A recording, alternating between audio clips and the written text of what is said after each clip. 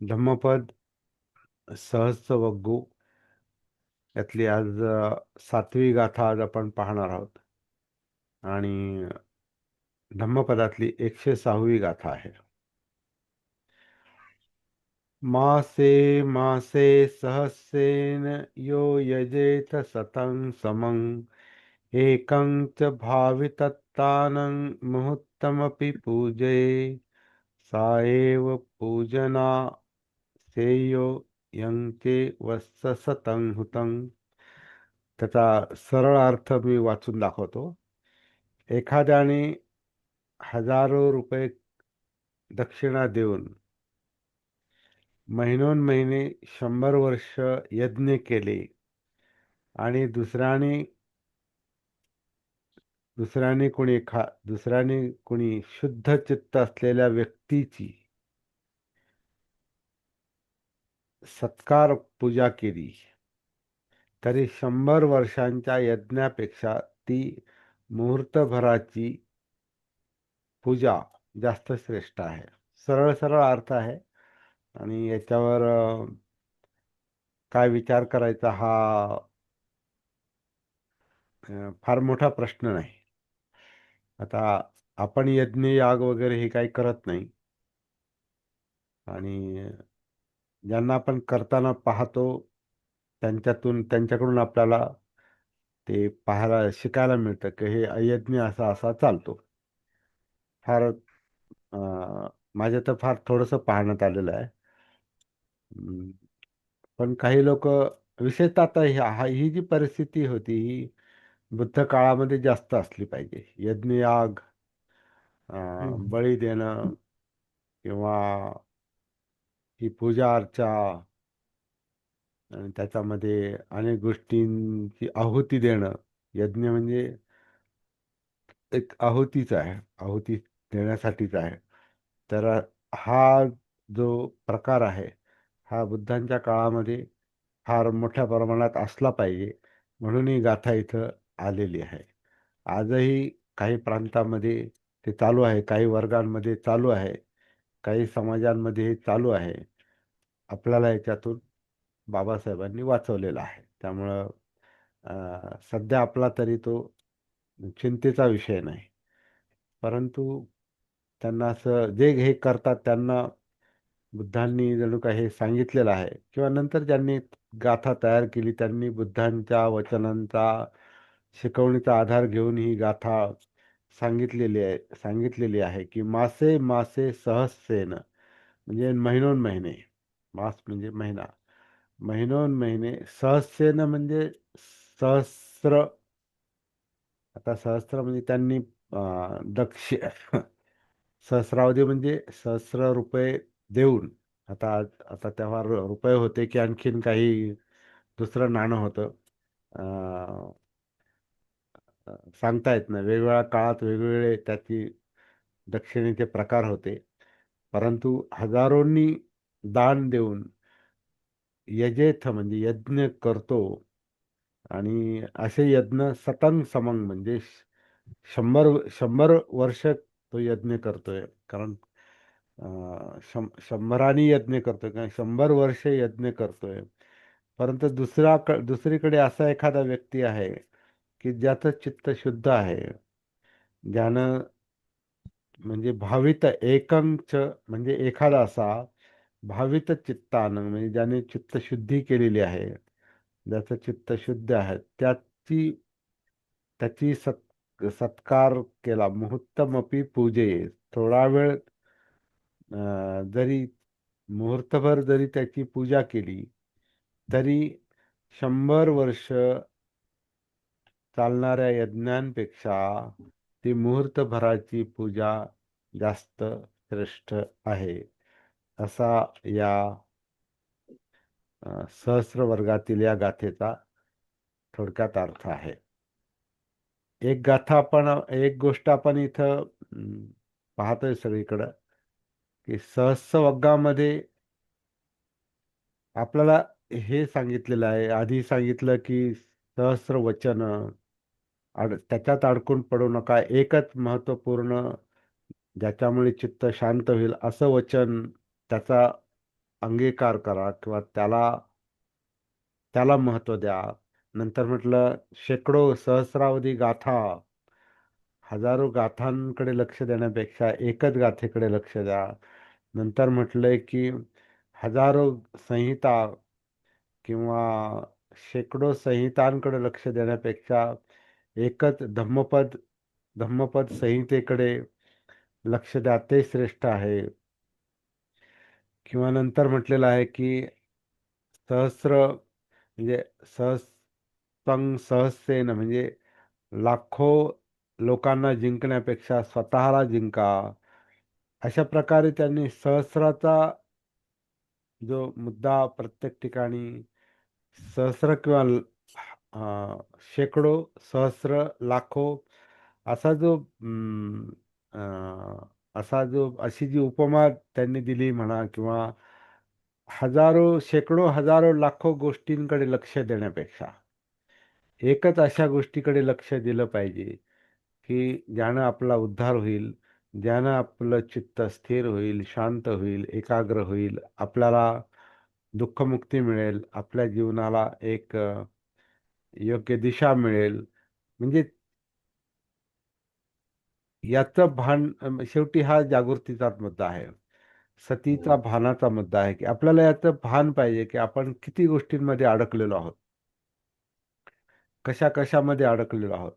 या बाबतीत सावध केलेलं आहे बुद्धांनी इथं, ह्या बाबतीत. आता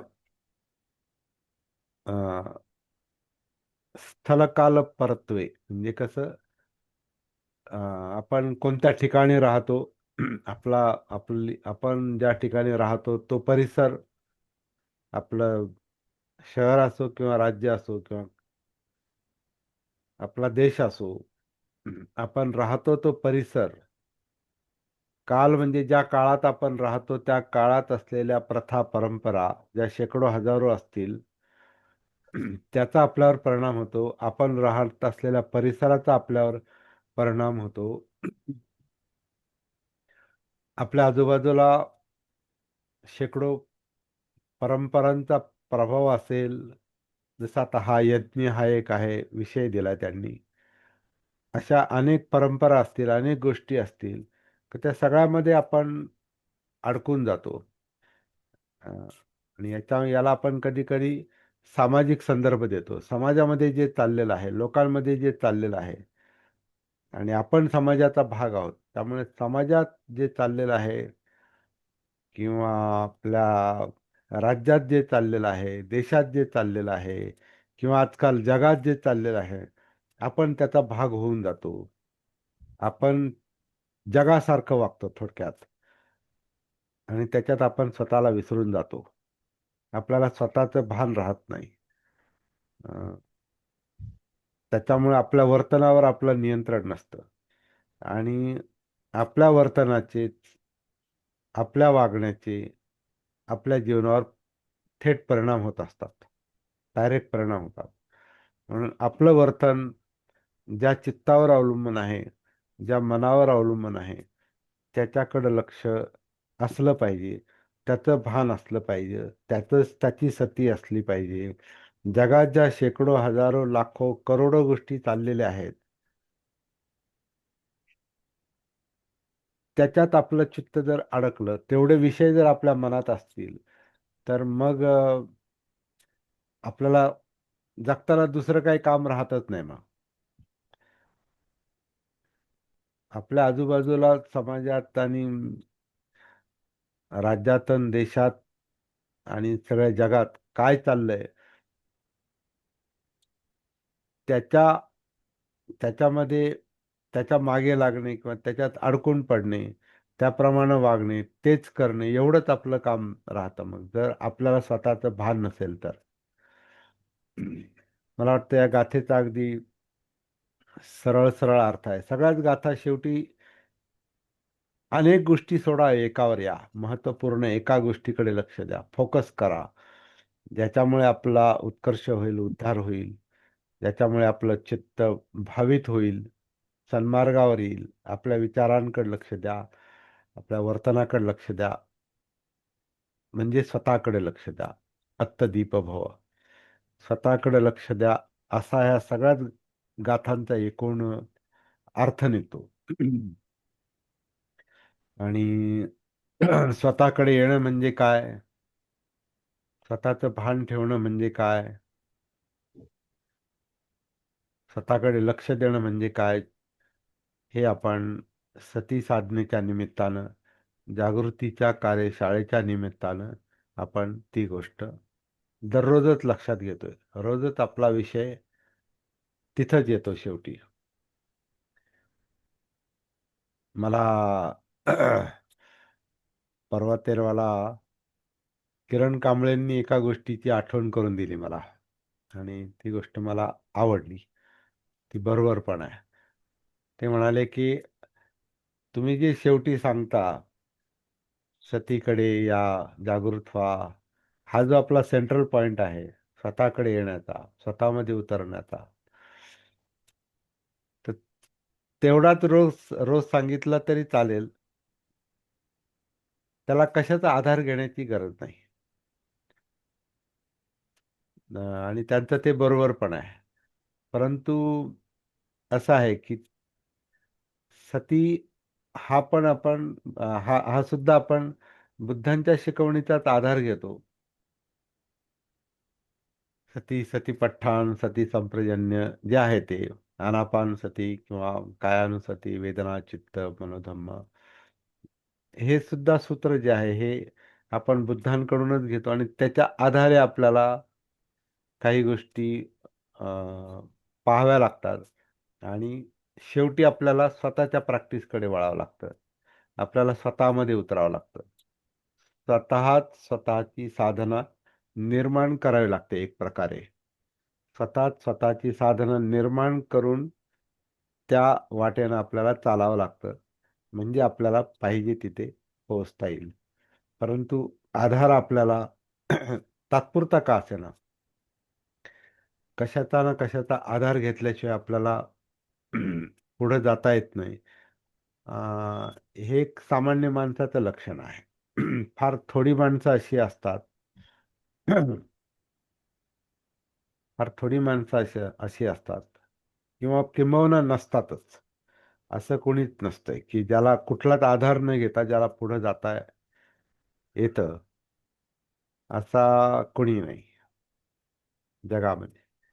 कारण आपण जे जन्माला येतो ते बहुतांश अजागृत अवस्थेत किंवा भान नसलेल्या अवस्थेत, अनकॉन्शियस मध्येच आपण जन्माला येतो.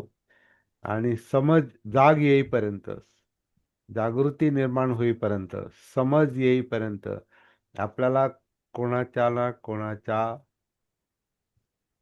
बोटाला धरून चालावंच लागतं. आपण लहानपणी, नाही का, आता आपण परत परत तो विषय घेतो की जन्म आपला झाला म्हणजे असा हा अगदी स्वावलंबनाने जन्म झाला, आणि मी जन्म झाला आणि लगेच उभा राहिलो आणि चालायला लागलो, असं कोणाचंच नाही होत. तिथे परावलंबन आहे. आणि मोठं होईपर्यंत आपल्याला कोणाच्या ना कोणाच्या आधारानं आपल्याला चालावं लागतं. आपल्याला भरवणारे म्हणजे अन्न पाणी देणारे, आपली व्यवस्था ठेवणारे देखील दुसरे असतात. त्याच्यामध्ये आपले आई वडील असतील किंवा नातेवाईक असतील, आपल्याला शिक्षण देणारे इतर लोक असतात, आपल्याला अज्ञानातून बाहेर काढणारे इतर लोक असतात, शिक्षक मंडळी असतात, प्राध्यापक असतात, ग्रंथ असतात, सांगणारे अनेक लोक असतात. त्यांच्याकडून आपण ज्ञान घेतो. म्हणजे कोणावर तरी आपल्याला अवलंबून राहावं लागतं. जगण्यासाठी सुद्धा आपल्याला अन्न, वस्त्र, निवारा मिळवण्यासाठी सुद्धा आपल्याला जे काही धन मिळवावं लागतं, हे धन आपल्याला आपण स्वतः निर्माण करत नाही. ती एक जी काही यंत्रणा आहे देशाची, राज्याची, जी काही यंत्रणा आहे त्या यंत्रणेचा आपल्याला भाग बनावं लागतं. आपलं अन्न जे आहे, अन्न पिकवणारा शेतकरी असतो, धान्य पिकवणारा शेतकरी असतो, भाज्या पिकवणारा शेतकरी असतो आणि त्याच्यावर प्रक्रिया करणारे वेगवेगळे घटक असतात. अं, अगदी आपलं किचन मधलं जेवण सुद्धा आपल्याला कुणीतरी बनवतं म्हणून जेवायला मिळतं. तर प्रत्येक गोष्ट ही परस्परावलंबीच आहे. त्याच्यामुळे समाज आहे. समाजाचा अर्थच परस्परावलंबन आहे. कारण परस्परावलंबन नसतं तर मग माणूस एकटाच जगला असता, पण एकटा जगू शकत नाही, अशक्य आहे ते. त्यामुळे कशावर ना कशावर अवलंबून राहावं लागतं. हा व्यवहार आहे, व्यावहारिक जीवन आहे. प्रॅक्टिकल लाईफ जे असतं, जे आहे ते आपण मी आपल्या सत्काय दृष्टीतून, मीपणातून, अहंकारातून असं नाही म्हणू शकत का हा मी 100% स्वावलंबी आहे. काही बाबतीत आपल्याला स्वावलंबी व्हावं लागतं. जेव्हा आपल्याला समज यायला लागते, तेव्हा काही बाबतीत आपल्याला 100% स्वावलंबी व्हावंच लागतं. आणि त्यातली सगळ्यात महत्वाची बाब आहे तो म्हणजे स्वतःचा व्यक्तिगत उद्धार, स्वतःचा उत्कर्ष किंवा स्वतःची दुःखमुक्ती, स्वतःचं निर्वाण, स्वतःचं निब्बाण, बुद्धत्व, याला कोणाचा जास्त आधार लागू पडत नाही. कारण जीवन हे स्वतंत्र आहे. जरी तो समाजाचा भाग असला, आपलं जीवन, आपलं जगणं जरी समाजाचा भाग असला, राज्याचा भाग असला, देशाचा भाग असला, जगाचा भाग असला.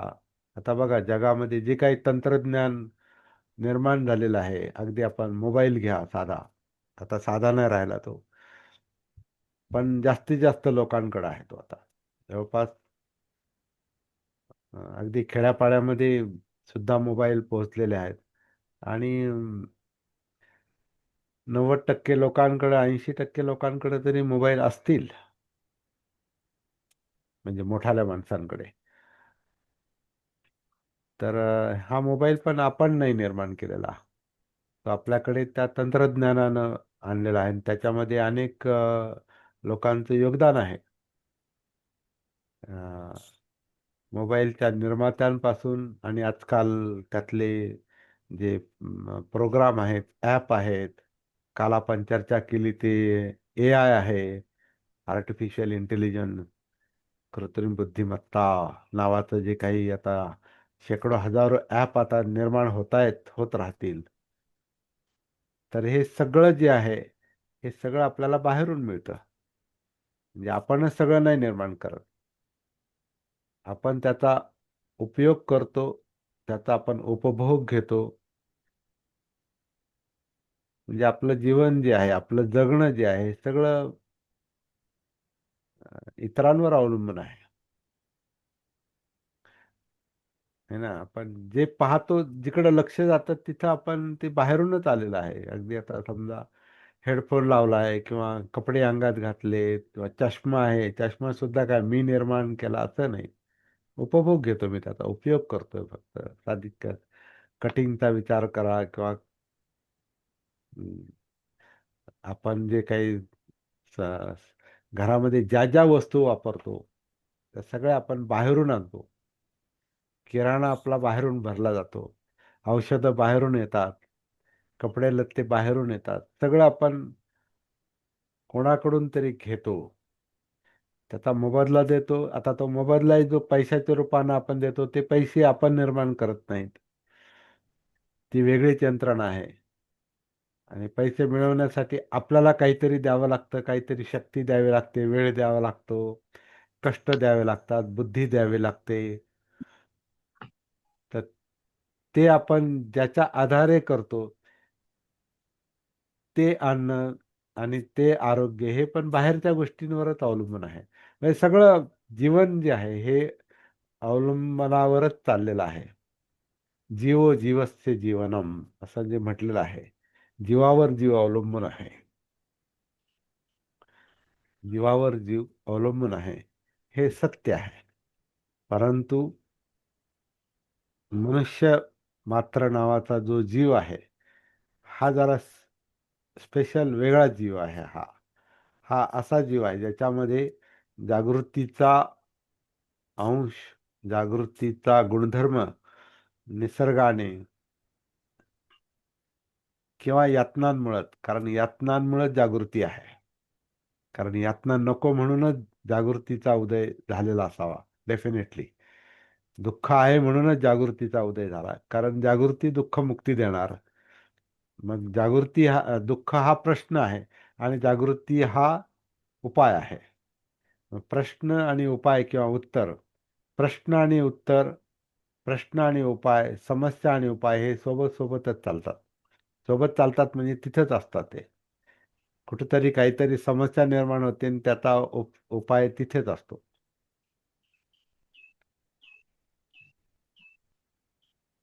आणि तो कधी कधी स्वतंत्रपणे तो उपाय स्वतंत्रपणे करता येत नाही. त्याला काही गोष्टींचा आधार घ्यावाच लागतो. आता आपल्यासाठी, आपण आता समजा त्रिकोणाचा विचार करतो तर आपण बेसला आहोत. आपला थेट संबंध आपले उद्धार करते सामाजिक पातळीवरचे हे बाबासाहेब आहेत. आणि आपल्याला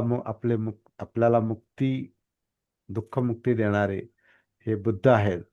हे पण आपल्याला लक्षात घ्यावं लागतं की आपलं जीवन हे त्यांच्याच मार्गदर्शनावर अवलंबून आहे, मार्गावर अवलंबून आहे. परंतु मार्गावर चालणं हे स्वतंत्र काम आहे, हे स्वावलंबनाचं काम आहे. तिथेच आपला स्वावलंबनाचा प्रश्न येतो. तिथेच आपल्याला स्वावलंबनाची गरज असते. आणि सती साधना, जागृतीची साधना ही स्वावलंबनाची साधना आहे. भानावर येण्याची साधना ही स्वतंत्र साधना आहे. कारण आपलं जीवन स्वतंत्र आहे. आपलं जगणं ते- अं, त्या मर्यादेत स्वतंत्र आहे. आपला श्वास स्वतंत्र आहे, आपलं शरीर स्वतंत्र आहे, आपलं चित्त जरी ते अवलंबून असलं तरी आंतरिक पातळीवर ते स्वतंत्र आहे. स्वतंत्रपणे शरीर श्वास घेतं, नैसर्गिकपणेच आहे ते, परंतु स्वतंत्र आहे. म्हणजे आपण जसं बाबासाहेबांनी दिलेल्या उपमेचा आधार घेतला, 36च्या भाषणात जसं ते म्हणतात, समाज आणि मनुष्य यांचा संबंध असा नाही जसा सागराचा आणि सागरातल्या थेंबाचा आहे. सागरामध्ये पाण्याचा थेंब विरघळून जातं, त्याचं अस्तित्व राहत नाही, तो सागराचा भाग बनतो. त्याचा मनुष्य समाजात आहे म्हणून समाजाचा होत नाही. 100%, 100% तो समाजाचाच असतो असं नाही. समाजावर अवलंबून आहे परंतु समाजाचा नाही, कारण त्याचं अस्तित्व स्वतंत्र आहे. म्हणून आपलं शरीर स्वतंत्र आहे. आपलं शरीर जे असं मुवमेंट करतं, हालचाल करतं, धडपड करतं, ही स्वतंत्रपणे चाललेली आहे. आणि त्या मुवमेंटमध्ये, त्या शरीरामध्ये जे काही आहे, ज्याला आपण मन म्हणतो, ज्याला आपण चित्त म्हणतो, ज्याला आपण जाणीवा म्हणतो, हे जे हे सगळं जे ह्या शरीरामध्ये कायेमध्ये आहे आणि त्याच्यात जे प्रश्न दडलेले आहेत, ज्याला यातना दुःख म्हटलेलं आहे, मग कोणत्याही असो, चिंता, अस्थिरता, अस्वस्थता, भय, एकटेपणा, मृत्यू, आजार, सगळे जे प्रश्न आहेत, जे प्रॉब्लेम आहेत, ज्याला एका शब्दात दुःख म्हटलेलं आहे, जन्म, जरा, व्याधी, मरण, प्रियांचा वियोग, अप्रियांचा संयोग, मनासारखं न होणं, हे सगळे जे काही प्रश्न आहेत, ज्याला एका शब्दात यातना दुःख म्हटलेलं आहे, दुःख हे सत्य आहे, हा प्रश्न आपल्याला स्वतंत्रपणे आणि स्वावलंबनानं सोडवता येणं शक्य आहे. मार्ग जरी आपल्याला कुणी दाखवलेला असला तरी मार्गावर चालणं हे स्वतंत्र आणि स्वावलंबनाचं काम आहे. ही गोष्ट देखील आपल्याला बाबासाहेबांनी वारंवार सांगितलेली आहे. आणि बुद्धांनी देखील अत्तदीप भव किंवा अप्पमादेन संपादेत, जागृतीपूर्वक वाटचाल करा. आता जागृतीपूर्वक जगा असाही त्याचा अर्थ आहे, निघतो. वाटचाल करा म्हणजे जगणं आहे. तर जागृतीपूर्वक जगा, जागृतीपूर्वक वागा, कायेच्या पातळीवर, वाणीच्या पातळीवर, मनाच्या पातळीवर जागृतीपूर्वक वागा, हे देखील त्यांनी सांगितलं. परंतु करायचं काम आपलं आहे. म्हणून आत्ता दीपक. आणि ते कसं करायचं ते आपण दररोजच थोडं थोडं थोडं थोडं पाहतोय. आणि सगळ्यांची साधना व्यक्तिगत पातळीवर ही स्वतंत्रपणे चालली असेल अशी आपण अपेक्षा ठेवू शकतो. पण ते ज्याचं त्यालाच काम करायचंय. आपल्या कायेमध्ये चालणारा श्वास, आनापान, जो नैसर्गिकपणे शरीर घेत आहे, शरीर सोडत आहे, त्याच्या निमित्तानं आपल्यामध्ये उतरायचं आहे, कायेमध्ये उतरायचं आहे. त्यातल्या जाणीवा, सुख दुःख किंवा सुख दुःख रहित मूर्छित जाणीवा, किंवा ज्याचा आपल्याला भान नाही अशा जाणीवा, ज्या जाणवतात फक्त पण नेमकं काय आहे ते जाणवत नाहीत, त्याचं भान ठेवणं, त्याची सती ठेवणं, म्हणजे मुख्यतः सुखदुःखाचं भान ठेवणं. मग प्रॉब्लेम जो आहे तो सुखाचा नाही, प्रॉब्लेम हा दुःखाचा आहे. आणि दुःखाचा भाग मोठा आहे. दुःख हे खूप मोठं आहे. म्हणजे त्याला आपण सुख म्हणतो, त्याच्यातही ते टिकून राहत नाही, त्याच्यामुळे त्याच्यातही दुःख दडलेलं आहे परत. कारण सुख हे क्षणिक म्हणतात ना, क्षणिक आहे. दुःख हे क्षणिक आहे. त्याच्या पाठीमागे कोणतं ना काहीतरी असं निमित्त घडतं की दुःख लगेच चालून येतं. कारण दुःख क्षणिक आहे. अनित्यता खरं म्हणजे सुखालाच लागू आहे. दुःख हे नित्य आहे. परंतु नित्य जरी असलं तरी त्यातली त्यातली अनित्यता ही जागृतीनं सिद्ध होते. नाहीतर जागृती नसेल, सती नसेल, भान नसेल, तर दुःखातच जन्म, दुःखातच जगणं आणि दुःखात मरणं हा जीवाचा एक हे आहे. म्हणजे हे दुःख त्याचं लक्षण आहे. कारण दुःखातून मुक्त झालं नाही तर मग दुःख तसंच राहतं आणि मग मरेपर्यंत राहतं आणि मरतानाही दुःखातच जातो. इकडे जन्म यातनेत होतो, रडतो, आणि शेवटी मृत्यूच्या वेळेला पण कणतो, काय म्हणतात, विव्हळतो, अस्वस्थ होतो, घाबरतो, चिंता करतो. म्हणजे तिथेही ते दुःखच आहे. आणि मधलं दोन्ही टोकाच्या मधलं जीवन तेही दुःखच आहे. परंतु हे असं दुःख टिकून का राहतं, तर त्या दुःखाचं भान नाही, त्या दुःखाचा अभ्यास नाही, त्या दुःखाकडे पाहिलं नाही, त्याला टाळण्याचा प्रयत्न केला, त्यामुळे ते तसंच राहतं. बुद्धांचा शोध असा आहे की टाळू नका त्याला. त्याला, दुःखाला मोकळं सोडू नका. नको म्हणून त्याला टाळू नका. ते अप्रिय आहे, मान्य आहे. सहन होत नाही, मान्य आहे. पण त्याला घेऊनच आपण जगतो, त्यामुळे त्याला सोडता येत नाही त्याला. आणि आपण त्याला तसंच ठेवलं आणि सुखाकडे तोंड फिरवलं, आनंदाकडे तोंड फिरवलं आणि इकडे झागडाल केली, तर ते आपल्या पाठीवरच आहे ना. आपल्या पाठीवर कसं एखादं ओझं असतं, तसं आपल्या शरीरामध्ये, आपल्या कायेमध्ये, जिवंत कायेमध्ये दुःखाचं ओझं आहे. त्या दुःखाच्या ओझ्यालाच आपण भय म्हणतो, अस्थिरता, अस्वस्थता, जे काही शब्द आपण वापरतो, जे आपण भोगतो, अगदी त्याला आपण काही कोणत्याही स्वरूपात आपण त्याला अनुभवतो. अगदी साधी झोप न येणं, किंवा किंवा एकटेपणा वाटणं, भय, वेगळ्या प्रकारचे आजार, अगदी साध्या तापाच्या आजारापासून तर कॅन्सर, स्पॉन्डलिसिस सारखे किंवा स्ट्रोक सारखे आजार, स्मृती जाणं,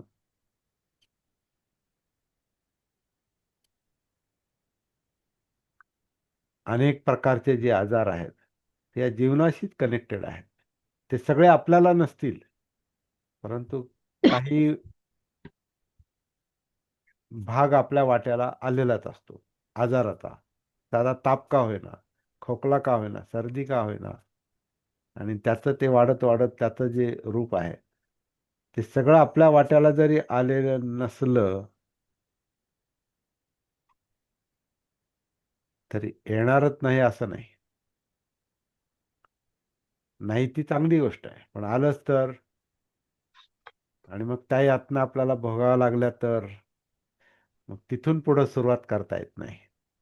त्याची पूर्वतयारी आधीच करावी लागते, हे बुद्धांचं जणू काही सांगणं आहे. म्हणून ते म्हणतात ते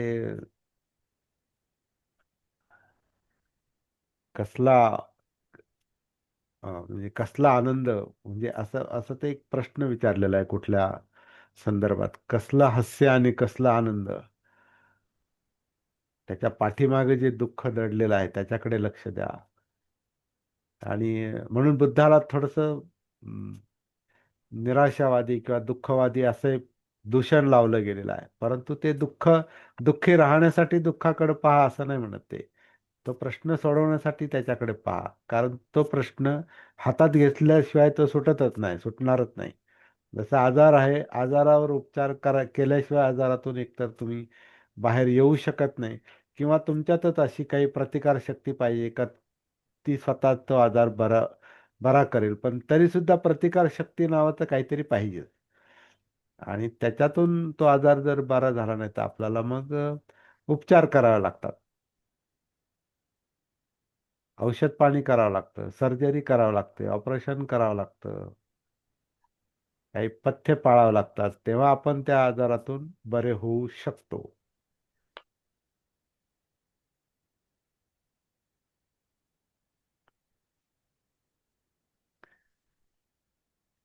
उपचार करावाच लागतो, तर त्याच्यातून बाहेर पडणं शक्य आहे. तो प्रतिकारशक्तीचा उपचार असो किंवा बाहेरचा उपचार असो, दवाखाना असो किंवा काही असो, उपचार करावा लागतो, त्याच्याशिवाय आजारातून बाहेर पडू शकत नाही. तसं दुःख नावाची जी गोष्ट आहे माणसाला, जी सतत वाट्याला येते, क्षणोक्षणाला वाट्याला येते,